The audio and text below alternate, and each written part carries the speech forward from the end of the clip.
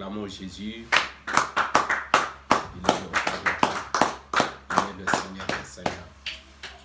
Merci. Nous vous saluons tous au nom de Jésus-Christ. Amen.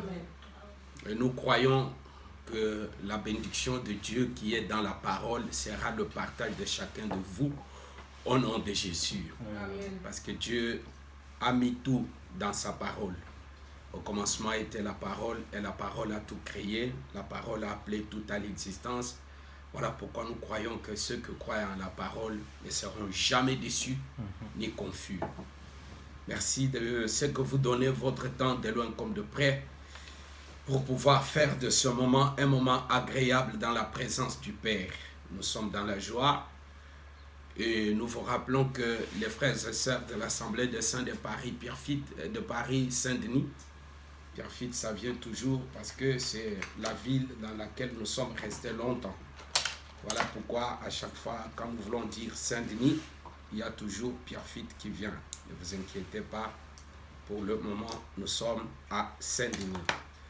Les bien-aimés ont voulu mettre ce moment d'intimité avec le Seigneur à la disposition de tous les saints à travers le monde. Et nous vous dédions ce moment et nous voulons que vous puissiez accepter ce moment avec beaucoup de joie et beaucoup d'amour. C'est dans toute simplicité que nous nous approchons de vous avec ce moment. Merci beaucoup. Nous rappelons que nous parlons de la grande vision. Nous parlons de la grande vision et la grande vision, nous avons tiré les textes dans les livres de Genèse et nous avons expliqué ce qui est arrivé à notre frère Moïse lorsqu'il paissait le troupeau de son père, de son beau-père.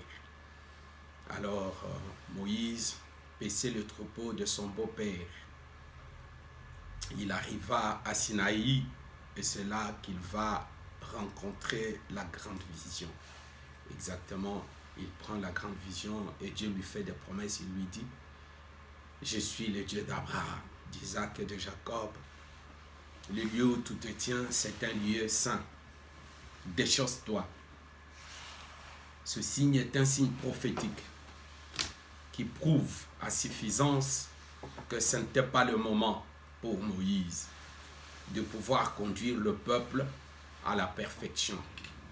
Et que Moïse n'était pas habilité de pouvoir conduire le peuple à la perfection. Alors, Dieu lui dit, déchausse-toi, car le lieu où tu te tiens est un lieu saint. Que la paix soit avec vous. Ce signe est prophétique parce que lorsque Moïse se déchausse, il devient un tel. Un tel, il devient le serviteur le plus ancien. Il n'a pas de nom, il n'a pas d'identité. On a tué son identité. On ne peut pas révéler son nom parce que c'est un tel.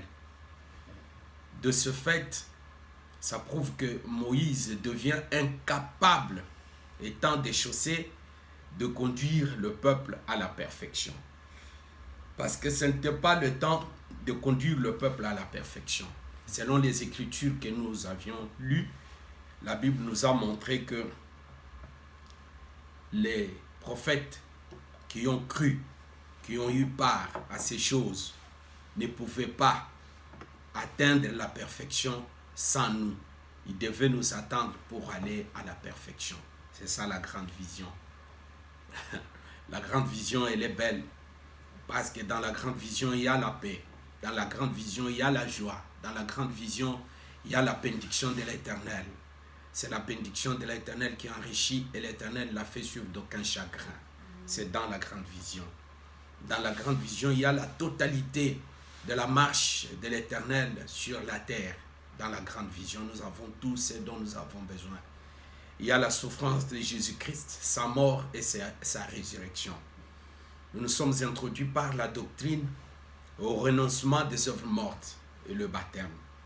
Ce sont ces choses que nous sommes en train de parler. Aujourd'hui, nous allons vraiment prendre le temps de pouvoir parler de l'humilité. Parce que nous avons compris que Jacob était roi. et il devait descendre. Sa descente en Égypte, c'était un dépouillement.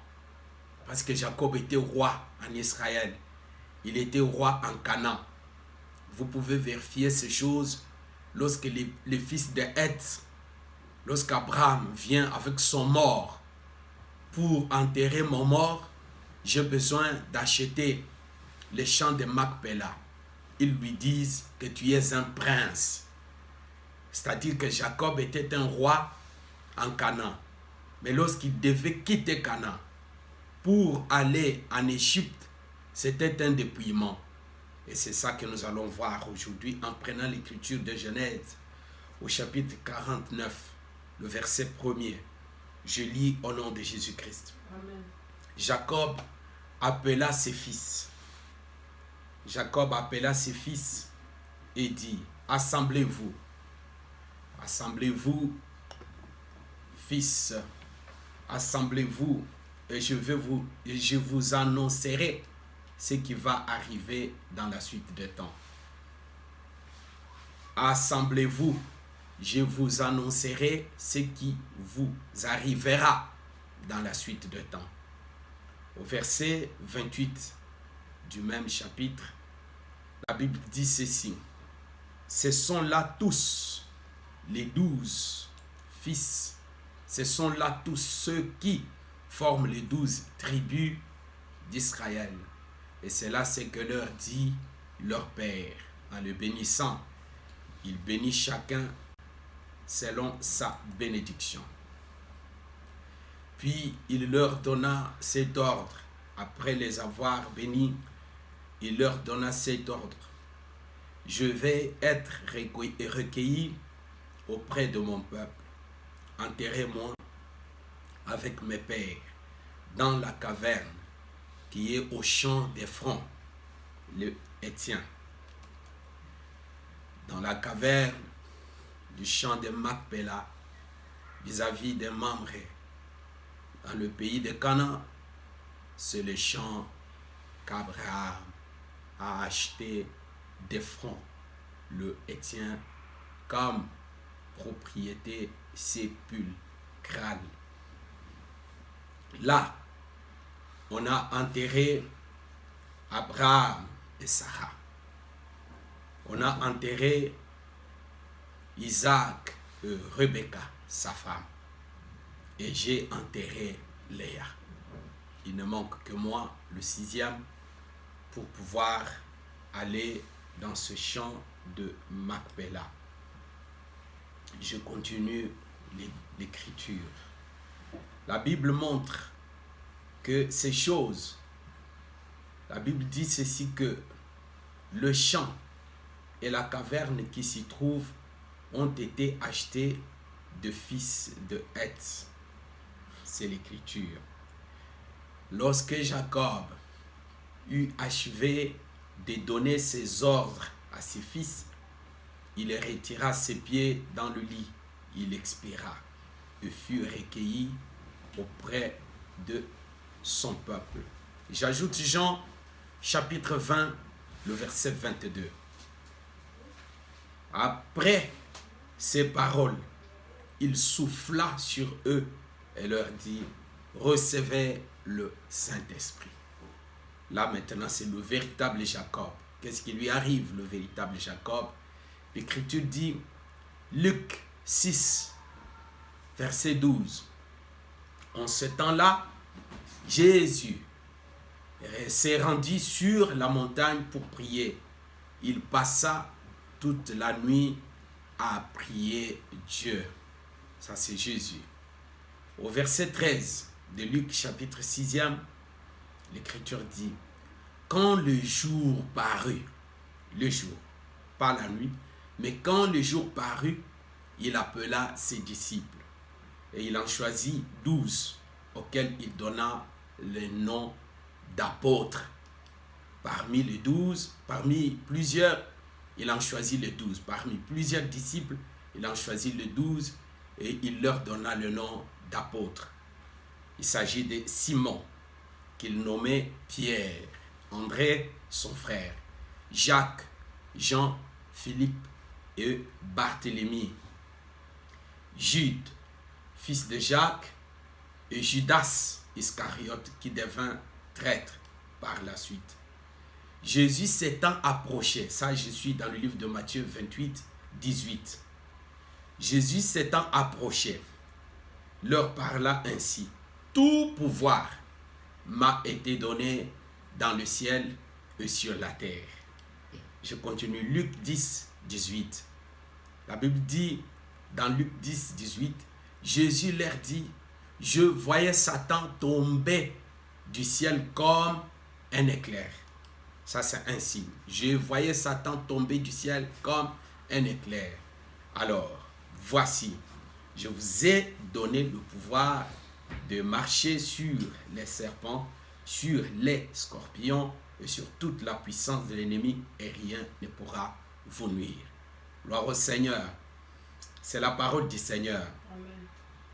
Alors, aujourd'hui, j'ai préféré lire tous les versets que je vous ai donnés pour que nous ayons un même niveau lorsque la relecture va passer, que vous sachiez pourquoi j'ai donné tous ces versets. Philippiens, au chapitre 2, le verset 5. Ayez en vous les sentiments qui étaient en Jésus-Christ. Quels sont les sentiments qui étaient en Jésus-Christ? Le verset 6. Jésus-Christ, lequel existant en forme de Dieu, n'a point regardé comme une proie à arracher d'être égal avec Dieu. Verset 7. Qu'est-ce qu'il a fait? Mais, c'est dépouillé. Ça c'est Jésus-Christ lui-même. C'est dépouillé lui-même en prenant une forme de serviteur, en devenant semblable aux hommes. Ça c'est Jésus-Christ, qui était Dieu et qui n'a pas regardé comme une proie à arracher. Il s'est humilié lui-même, s'est abaissé et est devenu semblable à un serviteur. Et ayant paru comme un simple homme, il s'est humilié lui-même, se rendant obéissant jusqu'à la mort, même jusqu'à la mort de la croix. Et qu'est-ce qui arrive? Parce qu'il s'est humilié lui-même jusqu'à la mort de la croix. Regardez ce qui va lui arriver. C'est pourquoi aussi Dieu l'a souverainement élevé et lui a donné le nom qui est au-dessus de tout nom. Donc Jésus lui-même s'humilie, il se rend obéissant, et il s'abaisse et devient semblable à l'homme. Il devient semblable à l'homme. Alors aussi Dieu lui a donné un nom qui est au-dessus de tout nom, afin que tout genou, afin que, je suis au verset 10e, je vous le donne, le verset 10e, je vous donne le verset 10e, parce que là c'était le 11e, je vous donne le verset 10e. Le verset 10e nous dit, afin qu'au nom de Jésus, tout genou fléchisse dans les cieux, sur la terre, et dans les cieux, sur la terre, et sous la terre. Et que, verset 11e, et que toute langue confesse que Jésus-Christ est Seigneur, à la gloire de Dieu le Père. Très bien. Là, nous voyons que, parce qu'aujourd'hui, j'ai pris le temps de prendre que les Écritures qui nous parlent de l'humilité pour que je puisse m'établir exactement sur l'humilité, afin que l'humilité soit exploitée en long et en large. Proverbe au chapitre 15e, le verset 33e, la Bible dit: la crainte de l'Éternel enseigne la sagesse et l'humilité précède la gloire. La règle est simple, le principe est établi et Dieu reste ferme, concis dans son principe, il ne bouge pas. Parce que Dieu lui-même est derrière sa parole pour s'accomplir. Il dit que l'humilité précède la gloire. Alors, toujours dans Proverbe chapitre 18, le verset 12e, La Bible dit que avant la ruine, le cœur de l'homme s'élève, mais l'humilité précède la gloire. Voyez-vous, c'est-à-dire qu'il y a une chute qui s'annonce. Dès que tu deviens vraiment élevé, omniprésent, le seul qui peut tout, pour que ça soit bien fait, il faut que ça soit fait par moi. À ce moment-là, qu'il y a la ruine qui veille et qui ne tardera pas à s'abattre sur toi. Les gens ont disparu. Même alors qu'ils apparaissent, mais ils ont disparu. Parce que Proverbe 20 nous prévient ceci. Un homme colère excite des querelles et un furieux commet beaucoup de péchés. Les gens qui sont furieux commettent beaucoup de péchés. Je ne parle pas de la colère aujourd'hui, mais le temps viendra où je parlerai de la colère. Ici, on nous montre que celui qui est dans la colère, il commet beaucoup de péchés. Ne vous mettez pas en colère, parce que la colère de l'homme n'accomplit jamais la volonté de Dieu. Et l'homme qui par orgueil n'écoutera pas le sacrificateur placé là pour servir l'Éternel ton Dieu, et qui n'écoutera pas le juge, cet homme sera puni de mort. Tu ôteras ainsi le mal du millier d'Israël. Orgueilleux, c'est lui qui s'oppose contre les juges. Et la Bible dit, afin que tout le peuple entende et craigne, et qui ne se livre plus à l'orgueil. Avec vous, que la grâce du Seigneur abonde sur tous les saints de Jésus-Christ. J'ai parcouru tout le fichier avec le texte qui avait été donné pour les exploiter au maximum dans un laps de temps qui m'est imparti. Je rappelle aux saints que la parole que nous vous annonçons, nous vous prions de l'accepter comme la parole de Dieu et non pas comme la parole d'un homme.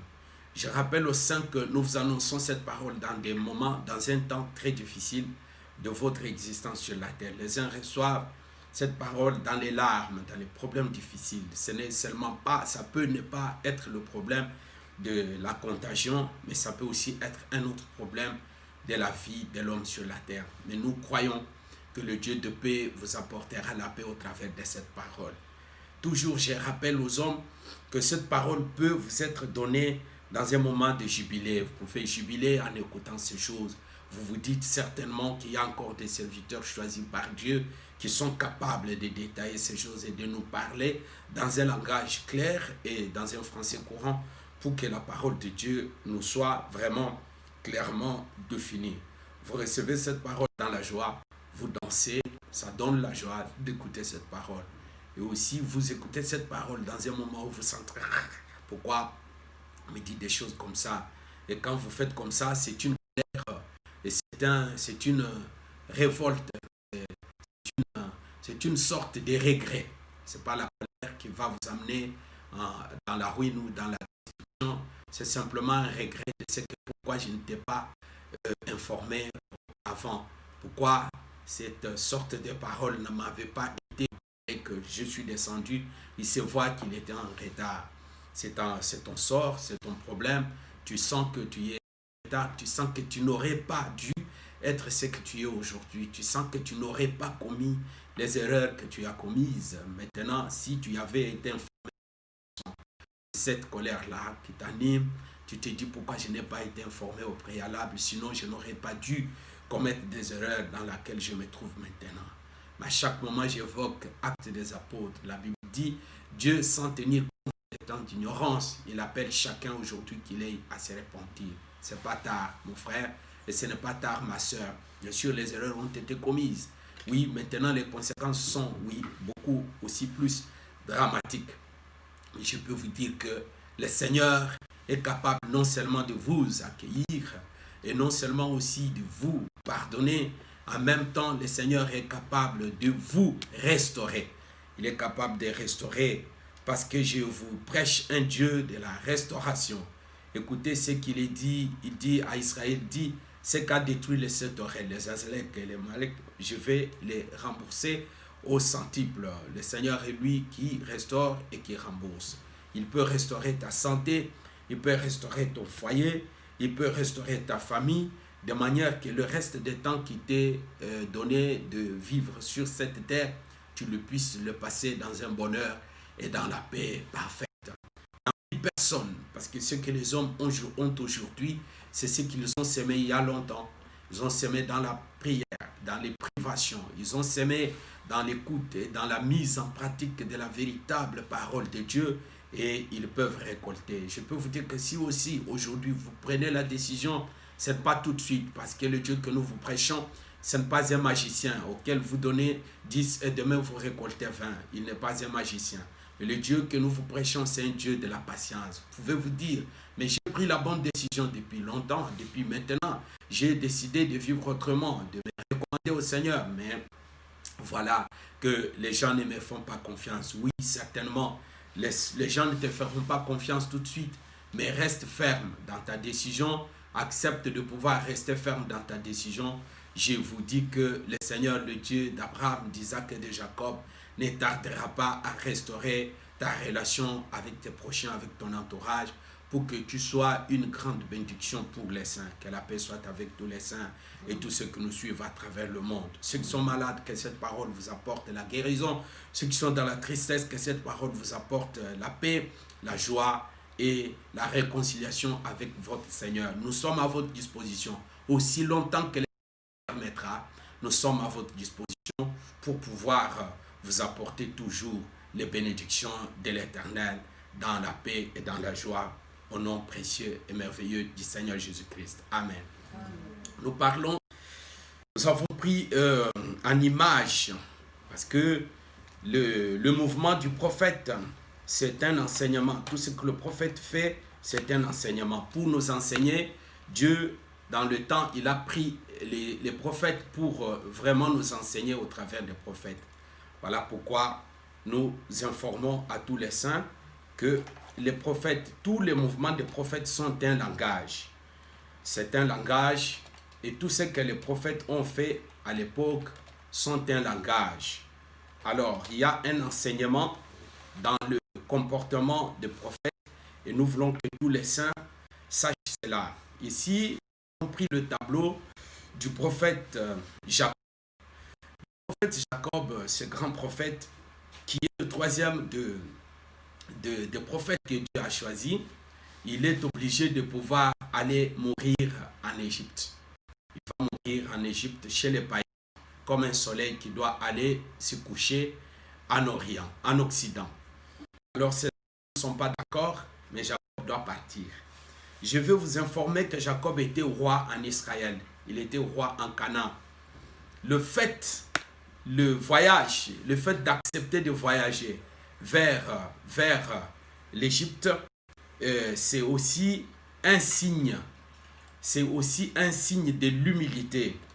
C'est un signe de l'humilité, donc, que Dieu donne à Jacob. C'est un signe de l'humilité. C'est-à-dire que Jacob, en acceptant de descendre en Égypte, il se dépouille. Il s'abandonne. Il s'abaisse. Je vais parler de l'humilité. Je viens de montrer que l'humilité précède la gloire. Ce n'est pas moi qui l'ai dit, ce sont les Écritures. Et j'explique que avant la ruine, le cœur de l'homme commence à s'élever. C'est un danger. Si tu sens que ton cœur commence à t'élever, je t'informe que c'est vraiment un grand danger. Crains et prends les dispositions définitives de pouvoir vite revenir au Seigneur. Ton cœur ne doit pas t'élever. Beaucoup de gens ont commis des erreurs aujourd'hui par rapport à des mauvaises décisions. Ils ont pris la décision par la colère, ils ont pris la décision par l'orgueil et ils sont morts. Et celui qui est méchant, il est déjà mort.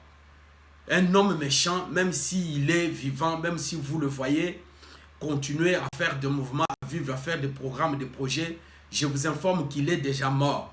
Parce que Dieu lui-même tue les méchants. Ils sont tués par l'Éternel. Ainsi aussi, comme les hommes orgueilleux, tous ceux qui sont orgueilleux, Dieu les tue lui-même. Il dit, tu vas tuer cet homme qui est orgueilleux, pour qu'on apprenne que l'Éternel a agi et que les gens apprennent à ne pas se livrer à l'orgueil. Très bien, afin que l'orgueil disparaisse au milieu du peuple. Par orgueil, beaucoup ont pris des décisions qu'ils les regrettent aujourd'hui. Il y a des femmes dans le mariage, dans le couple, qui ont pris des décisions par orgueil.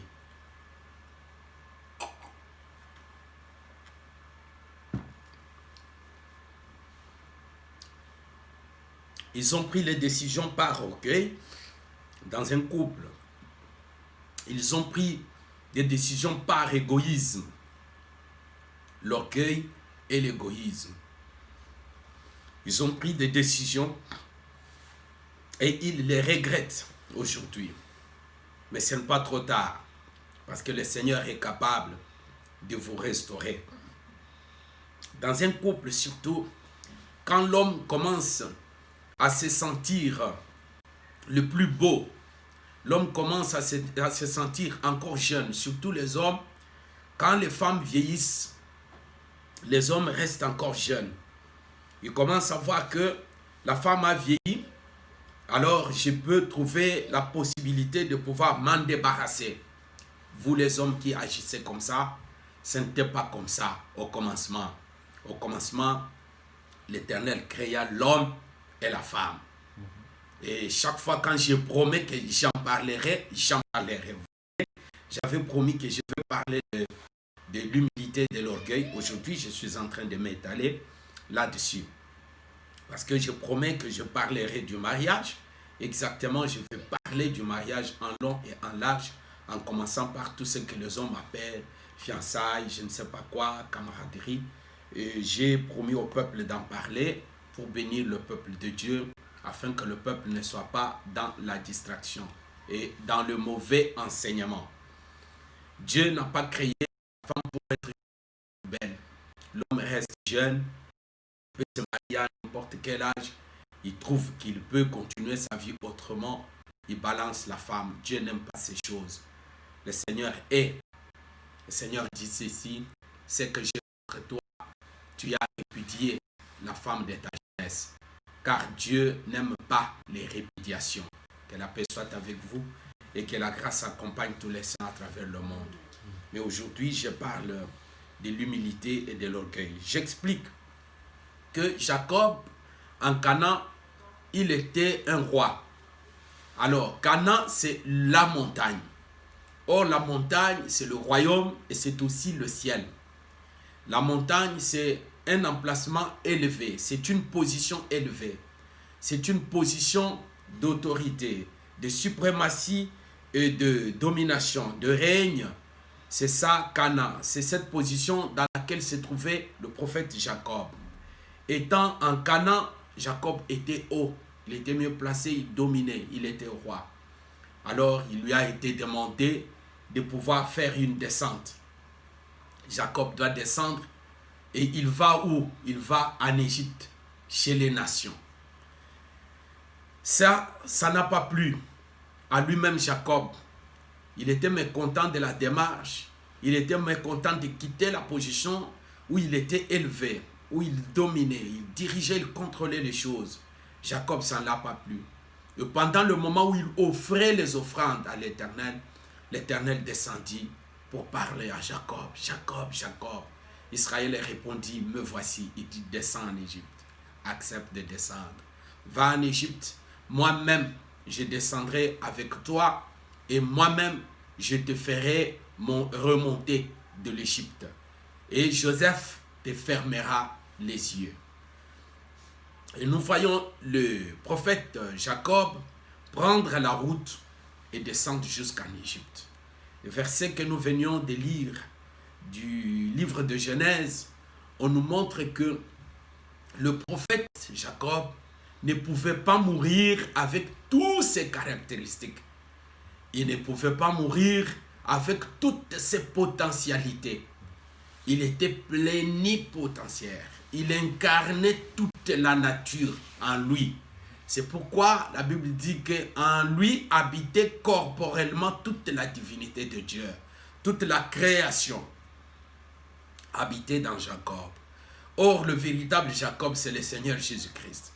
Et il ne pouvait pas mourir avec tout ça. C'est ainsi qu'il dit, réunissez-vous, fils de Jacob, réunissez-vous autour de moi et je vais vous donner ce qui va arriver. Je vous annoncerai ce qui vous arrivera dans la suite des temps. C'est ça que nous affirmons que Jacob c'est un prophète parce qu'il pouvait dire ce qui va arriver à ses fils dans la suite des temps. Il savait que lui-même, Jacob, en ce moment-là, lorsque les 12 se sont réunis autour de lui, c'est là qu'ils ont compris que oui, notre papa tel qu'il marchait là, il était un lion, il était un loup, il était un âne sauvage, il était un serpent, il était tout, Jacob, à lui. Alors il fallait qu'avant de mourir, qu'il vomisse le lion, qu'il vomisse le serpent, qu'il vomisse le loup, qu'il vomisse l'âne, qu'il vomisse tout ce qui était en lui, qu'il le vomisse. Et il a incarné ça dans les 12.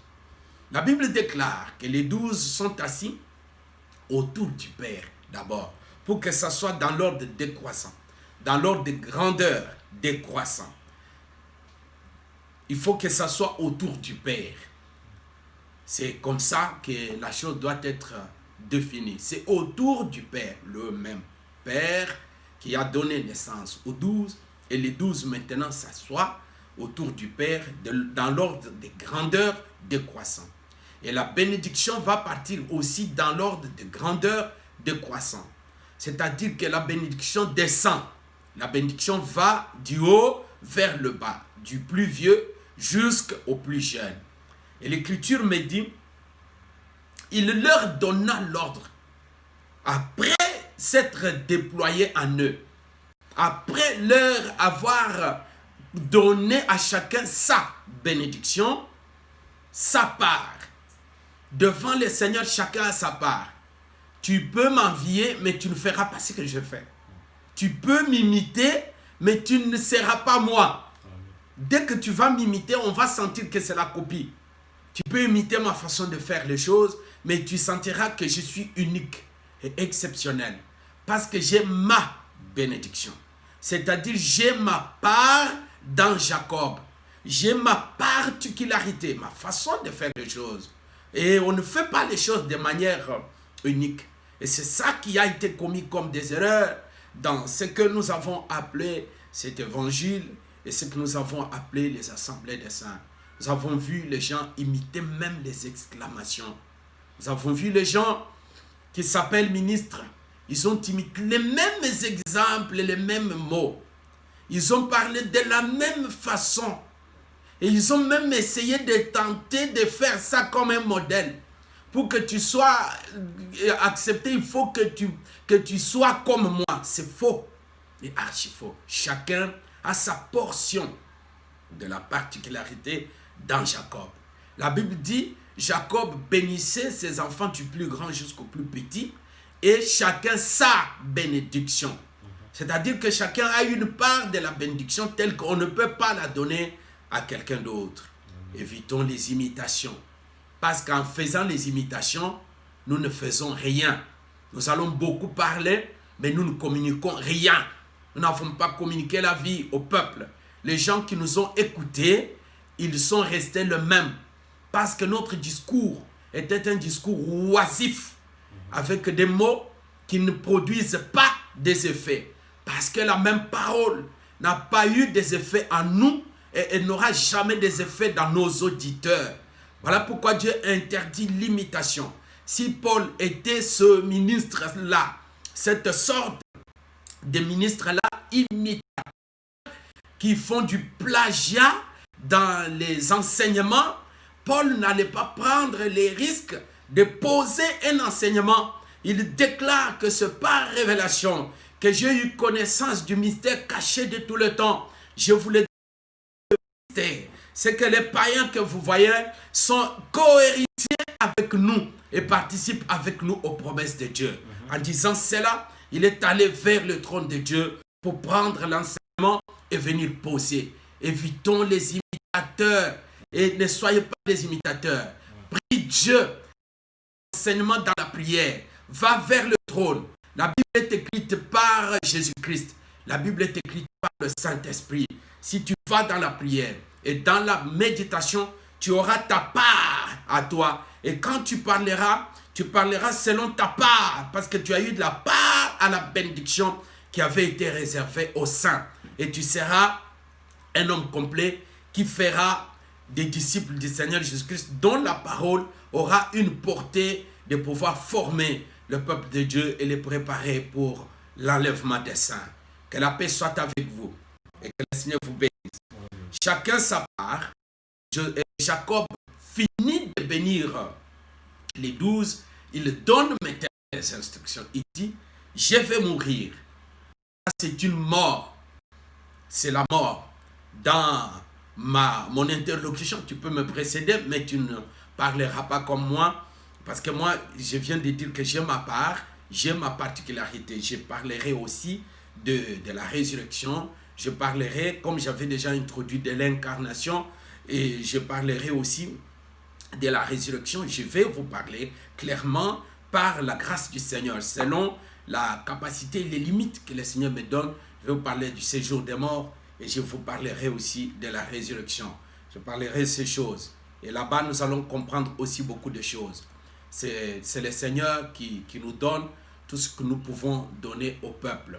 Alors, il va mourir une mort, une bonne façon de mourir. Une bonne façon de mourir. Malheureusement, nous ne choisissons pas. Mais je crois qu'auprès de Dieu, il y a un choix. Parce que Jacob meurt bien. Il prépare son enterrement lui-même. J'avais dit dans mes déclarations que, étant mort, Jacob prépare lui-même ses funérailles. Et c'est ça la vérité. Pourquoi il prépare lui-même ses funérailles? Parce qu'il est lui-même. Il est mort, mais il est resté. Il prépare ses funérailles parce que c'est lui-même. C'est pourquoi il le fait bien, au millimètre près, et il ne faille en rien. Il dit aux 12, vous allez m'enterrer dans la caverne de Macpéla. Cette caverne a été achetée auprès des fils de Heth par mon grand-père, par mon père, par le prophète Abraham, au fils de Heth. Il a acheté la caverne pour qu'elle soit une propriété privée, sépulcrale, dans laquelle personne d'autre ne peut entrer que les prophètes. Que les prophètes.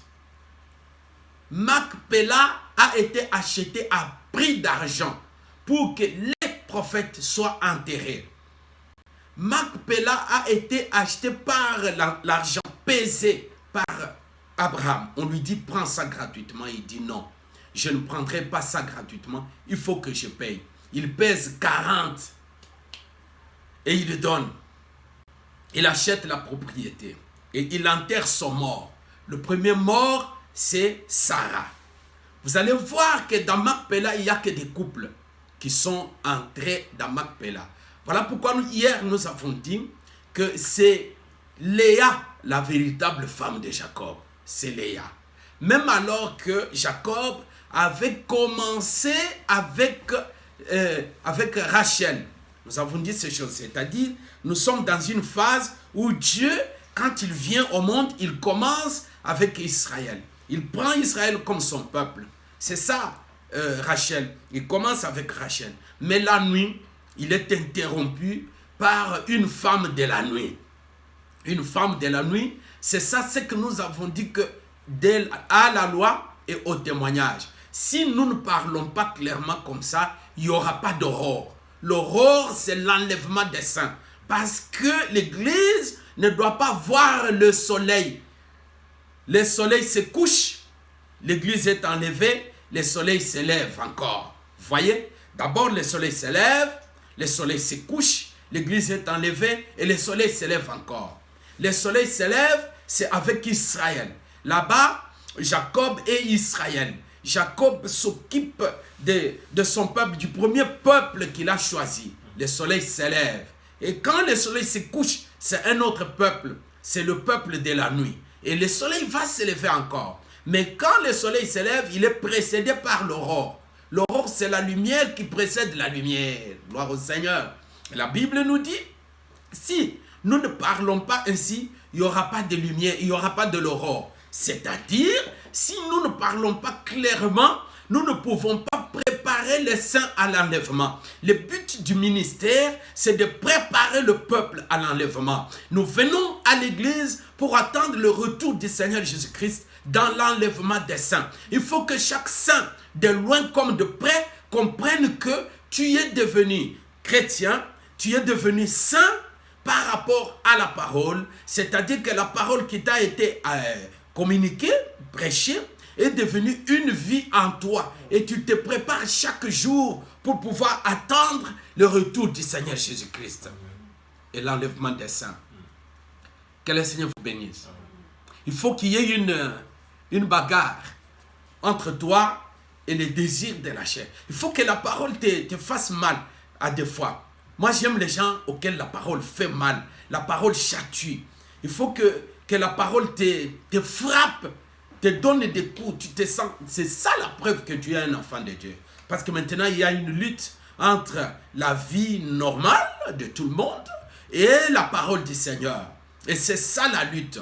Parce que l'eau doit abonder pour que l'arche puisse s'élever. Afin que l'arche puisse quitter la terre et s'élever jusqu'à l'enlèvement des saints. Ça peut aller progressivement. Tu peux prendre aussi des décisions fermes, immédiates. Et ça peut aussi aller progressivement. Parce que le Seigneur revient bientôt. Le message que nous apportons au Saint, le Seigneur revient bientôt. Gloire au Seigneur. Dans la caverne de Macpéla, il y a 3 couples qui vont entrer là-bas. Lui-même, le prophète Jacob, il énumère. Il dit, à Macpéla, il manque que moi. Ça, c'est trop bien. J'aime la parole de Dieu. Parce que la parole, c'est une bénédiction, la plus grande bénédiction que Dieu ait donnée au peuple. C'est sa parole. Vous devez aimer la parole de Dieu. Vous devez aimer l'écriture. Vous devez aimer Jésus-Christ. Vous devez être content dans la parole de Dieu. Le signe que vous êtes devenus des enfants de Dieu, c'est d'aimer la parole de Dieu, d'aimer l'enseignement, de pouvoir comprendre que Dieu vous a donné une grande richesse qui est sa parole. La parole, elle est bonne. Jacob déclare, il dit, dans la caverne, la première personne qui entre dans la caverne, c'est du genre féminin.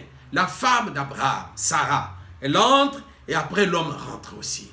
Maintenant, dans le couple qui vient, Isaac et Léa, nous venons d'affirmer de manière affirmative que c'est Léa qui était la véritable femme de Jacob. La preuve en est que Rachel est enterrée sur le chemin de Euphrata. Mais alors Léa, elle, va entrer dans la caverne de Macpéla.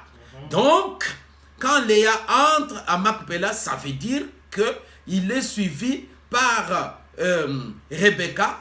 Elle suit. Léa suit Rebecca et Isaac. Rebecca entre, comme Sarah est entrée premièrement, et Abraham est entré. Après, Rebecca entre, Isaac aussi entre. Et ensuite, en dernier, c'est Léa qui entre, mais Jacob, avant d'entrer, il fait le voyage vers les nations. Que la paix soit avec vous et que le Seigneur vous bénisse abondamment. Gloire au Seigneur. Il descend. Nous expliquons que ce mouvement est un mouvement prophétique. Le départ de Jacob, c'est un dépouillement. Il s'est dépouillé. Et c'est ce que la Bible vient nous expliquer, que le même mouvement est répété par le véritable Jacob, qui est le Seigneur Jésus-Christ. Le même mouvement est répété par le Seigneur Jésus-Christ, qui est le véritable Jacob. Il vient, la Bible nous dit qu'il rassemble les 12. Il choisit. Parmi les disciples, il en choisit 12. Et de ces 12, il les appelle ses apôtres. Et après, sur les apôtres, il souffle. Il dit, recevez le Saint-Esprit. C'est ça Jacob qui se dédouble. C'est ça Jacob qui se vide. Il se vide sur les 12 prophètes. Il entre, il s'incarne dans les 12 prophètes. Il entre dans les 12 prophètes. Il sort tout ce qu'il avait, il les dépose dans les 12 prophètes. C'est ce que Jésus-Christ a fait avec les apôtres. il souffle, il leur donne son esprit. Oh, l'esprit de Jésus-Christ, c'est Jésus-Christ lui-même. Yes. Voilà pourquoi, après ce mouvement, il monte avec eux à Gethsemane, il prend son corps. Jésus n'est pas parti avec son corps. Il prend son corps, il prend son sang, il met dans une coupe, il verse, il dit buvez. Ceci c'est mon sang. Et c'est fini. C'est la vie qu'il donne aux disciples, au peuple, aux apôtres. Et après il prend son corps, il dit mangez, ceci c'est mon corps. C'est fini. Il est vide. Et maintenant, il peut monter sur sa litière. C'est-à-dire que Jésus-Christ lui-même s'est dédoublé, il s'est incarné, il s'est donné, il s'est déversé. Voilà les termes. Il s'est déversé dans les apôtres pour que les apôtres arrivent à faire des choses de manière exacte, au millimètre près, comme Jésus-Christ le voulait. Il faut Jésus-Christ lui-même. Tu ne peux pas servir Dieu de toi-même, mais tu ne peux pas servir Dieu. Tu vas faire des choses à peu près. Et quand tu vas faire des choses, tu feras beaucoup de ratés. Parce que tu le fais seul. Dieu se sert lui-même. On ne peut pas servir Dieu. Tu es qui, toi, pour servir Dieu? Oh, l'œuvre de Dieu, vous voyez, l'œuvre de Dieu, toi. Mais tu ne peux pas servir Dieu. Parce que Dieu se sert lui-même. Dieu s'adore lui-même. Dieu se prie lui-même. Dieu se glorifie lui-même. C'est-à-dire, pour que tu serves Dieu, il faut que Dieu vienne en toi. C'est ce qu'il a fait avec les apôtres. Il faut que Dieu vienne en toi. Et s'il vient en toi, en ce moment-là, tu vas faire des choses comme lui-même le veut. Gloire au Seigneur. Aujourd'hui, nous avons vu les gens qui sont partis eux-mêmes. Ils sont partis déjà. Ils ont commencé l'œuvre. Mais ils ont oublié la pierre angulaire derrière. Ils ont commencé en grande vitesse. Ils étaient pressés. Vous voyez? Et dans la précipitation, tu as commis beaucoup d'erreurs. Dans la précipitation, tu as fait des à peu près. Et tu as fait beaucoup de ratés. Beaucoup de ratés. Et tu as commis beaucoup d'erreurs. Tu as fait des choses par rapport à ta propre motivation. Tu as fait des choses parce que tu voulais toi-même que ce soit comme ça. Amen. Mais tu n'as pas consulté l'Éternel. Voilà pourquoi nous interpellons au peuple que ce n'est pas tard. On peut revenir en arrière pour accepter de pouvoir s'humilier. La Bible dit, il s'est humilié lui-même. Il n'a pas regardé comme une proie à arracher, comme pour être égal à Dieu. Frère, Dieu, pour nous sauver, il a quitté la nature divine. Parce que Dieu, en tant qu'esprit, le Père, c'est un égoïste. Il ne partage pas sa gloire, vous le savez. Dieu ne partage jamais sa gloire. C'est un égoïste. Et quand il vient dans le Fils aussi, il ne peut pas partager. Voilà pourquoi le Fils, il interdit les disciples. Le Fils, Jésus, amour. Comme vous le disiez, facilement vous le dites, Jésus, amour. Il envoie les disciples, il dit, n'allez pas chez les païens. Il dit, n'entrez pas en Samarie. Ça, c'est Jésus, le Fils. Il vient, il dit, n'allez pas chez les païens. Et n'entrez pas en Samarie. Allez plutôt vers les brebis perdues du peuple d'Israël. C'est ainsi que la femme cananéenne vient auprès de Jésus-Christ. Jésus dit, je ne donne pas la nourriture des enfants aux chiens. Les enfants, c'est Israël. Et c'est une preuve que nous étions exclus aux promesses de Dieu. Nous n'avions pas de Dieu. Nous étions exclus à l'alliance. Nous n'avions pas de Dieu, nous. Nous étions exclus aux promesses. Et voyez-vous, c'est ainsi que Jésus parle à la femme cananéenne. Il dit, chaîne, ce n'est pas ta nourriture à toi. Mais pour que la chaîne, le chien que nous sommes, puisse avoir la possibilité de pouvoir faire part aux promesses de Dieu, il a fallu qu'il ait la foi. La foi ferme. La foi. Parce que Abraham, c'est la foi. C'est pourquoi Abraham, il est le père de tout. Abraham égale la foi. Et c'est par la foi que nous maintenant, nous pouvons accéder aux promesses, au royaume et à l'héritage. Étant fils d'Abraham. Ce n'est pas par hasard que nous pouvons nous appeler fils d'Abraham. C'est pourquoi Jésus, lorsqu'il regardait les pharisiens dans les yeux, il s'étonnait. Il voyait les pharisiens parler d'Abraham. Il dit, mais Abraham, je ne sais pas si de quel Abraham vous parlez. Parce que si vraiment vous étiez des fils d'Abraham, vous ne pouvez pas me rejeter. J'aurais pu voir la foi en vous. Parce qu'Abraham égale la foi. C'est tout ce que Jésus disait aux pharisiens, aux juifs. Voyez-vous? Alors, nous comprenons par le mouvement de la descente de Jacob en Égypte que c'est une descente, c'est un dépouillement, c'est un abandon. C'est-à-dire, c'est un signe d'humilité. Par là, l'Éternel nous enseigne l'humilité. Pour que l'humilité nous fasse regarder un autre comme étant supérieur à nous-mêmes. Pour que Dieu travaille en toi, il te faut l'humilité. Oh, écriture, je veux m'humilier contre... Oui, vraiment, moi, l'homme physique, je dois voir l'humilité en toi. La femme qui partage avec toi le couple, elle doit voir en toi l'humilité. Les enfants, est-ce que tu peux appeler ton enfant, lui dire que non, je suis pas désolé, parce que désolé, c'est dérisoire. Tout le monde, oh, je suis désolé. Ou pardon, comme j'ai partagé avec un frère, il me dit le pardon du métro, des stations de métro, le pardon des stations de train. Donc pour lui, il dit, ce pardon-là, c'est un pardon vulgaire. Où tu passes, ton sac touche quelqu'un, pardon. Tu écrases les pieds de quelqu'un, pardon, dans le train, dans le métro. Ce n'est pas le pardon, ça. Le pardon, c'est d'abord la reconnaissance que ce que je fais est mal.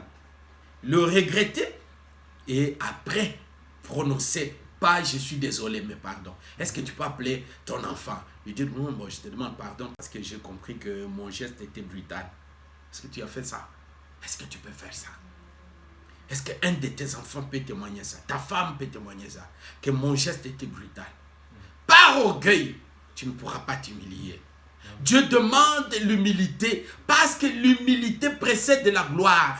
Jésus-Christ, avant qu'il reçoive de Dieu un nom qui est au-dessus de tout nom, pour que tout genou fléchisse dans les cieux, sur la terre et sous la terre, et que toute langue confesse que Jésus-Christ est Seigneur, à la gloire de Dieu le Père, il a commencé par s'humilier. Frère, la grande vision, c'est un bouleversement de toutes choses. Le bouleversement de toutes choses, c'est le Dieu Tout-Puissant prendre le corps et venir habiter parmi les hommes. Mais c'est ça que Moïse a vu à Sinaï. Bien-aimé, c'est ça que Moïse a vu à Sinaï. Le Dieu Tout-Puissant, c'est lui qui a créé les cieux et la terre, prendre un corps, venir habiter au milieu des hommes. Parce que pour sauver l'homme, il fallait l'homme. Et cet homme qui doit venir pour sauver l'homme doit être un homme parfait. Et l'homme parfait doit être un proche parent. C'est ça l'accomplissement de la loi du proche parent.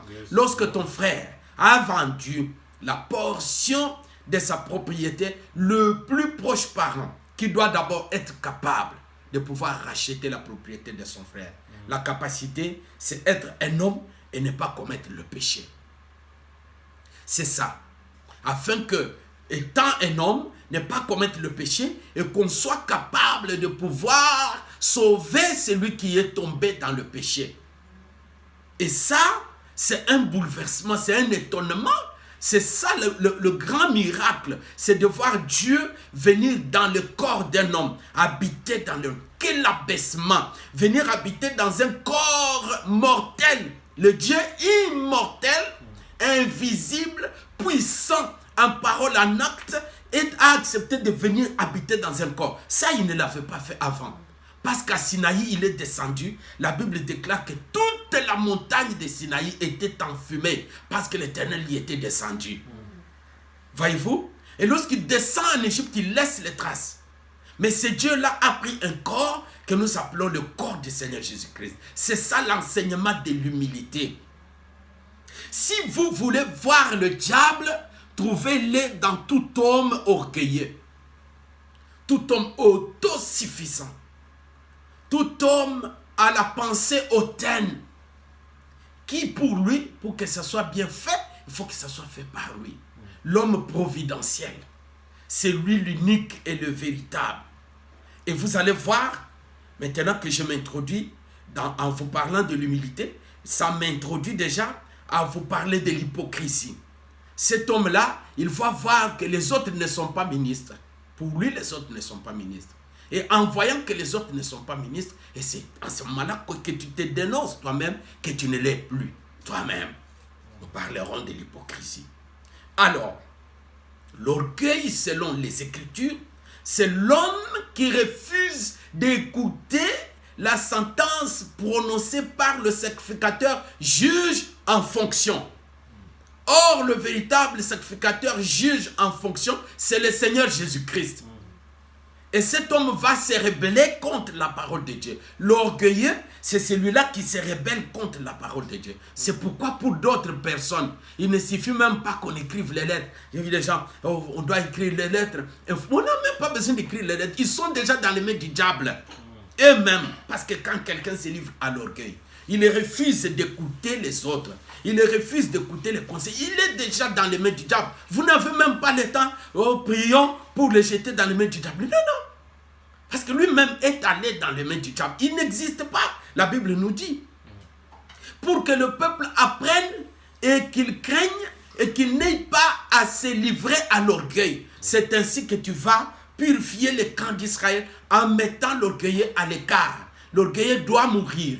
Même s'il vit, il est déjà mort. Bien-aimés, ne vous livrez pas à l'orgueil. À tout moment que vous en avez l'occasion, humiliez-vous. Humiliez-vous d'abord sous la main puissante de l'Éternel. Il vous élèvera au temps convenable. Ne faites rien en colère.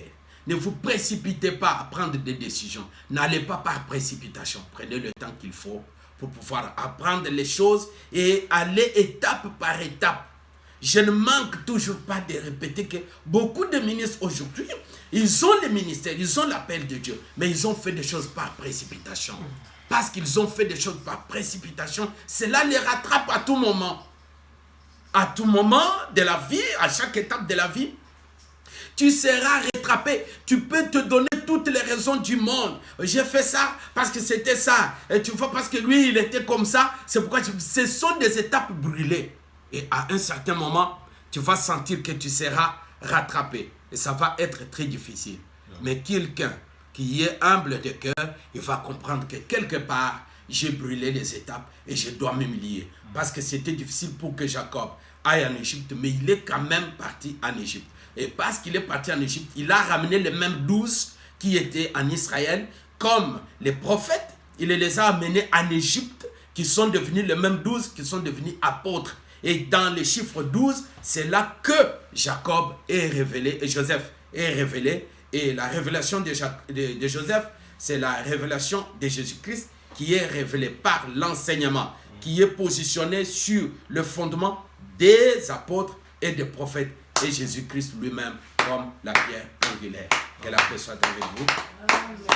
Et que le Seigneur vous bénisse. Donc, nous avons beaucoup de choses à vous dire. Et nous allons encore continuer, comme le Seigneur nous donne la possibilité d'être devant vous chaque jour à 18 h. Nous serons toujours là pour vous parler. Demain, nous allons continuer avec l'orgueil, avec l'humilité en épiçant avec l'orgueil. Nous introduirons la colère.